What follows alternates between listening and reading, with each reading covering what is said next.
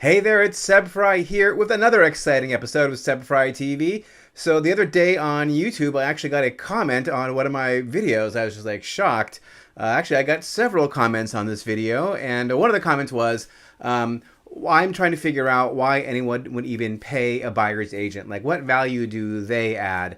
The guy said, I don't need somebody to like drive me around and show me houses. I can do that all on my own. I guess that would be happening if like he was going to open houses or whatever. And then of course like OpenDoor famously, which doesn't really operate in my market, but it operates in other markets. They give you like a combo box and they have cameras set up to like make sure, you're not doing any damage to the property or whatever. So in the future, we might see more of that where buyers just let themselves into properties and show it on their own. So, in the future even, or even just today, because the future is here, what do you need a buyer's agent for if not to drive you around, if not to let you into the property? So I don't work with buyers that much. I mostly work with sellers, but I do work with buyers from time to time.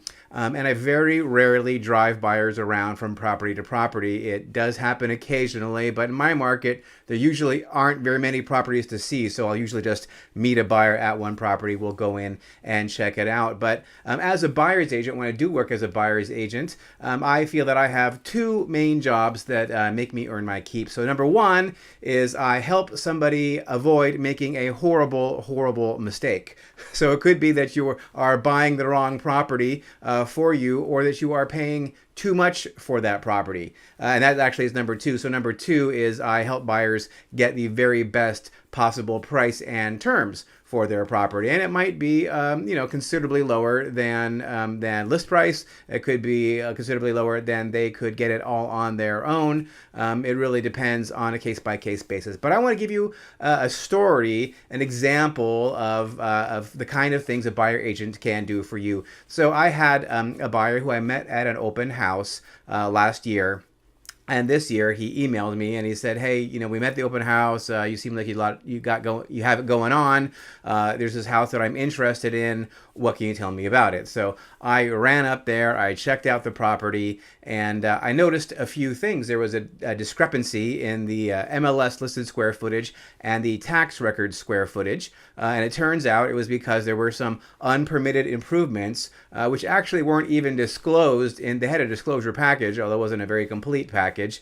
They had said that one room was added on without permits, like a laundry room or something, but actually they had added on a bedroom and I think it was an office or something like that without permit. So that's no good. And so I flagged that for the buyer right away. But not only that, I happened to notice that the way they had added on the permit didn't appear to be in a way that could be permitted, right? Like it appeared that the construction was not up to standard code. And I'm not a contractor, I'm not an expert on construction or standard code, but I've seen it quite a few times, and I kind of have an idea for like what's legit and what wouldn't be considered legit. So I said, I don't think that you could even get this permitted. I think that you would have to like make significant modifications to the foundation at exorbitant cost in order to do that.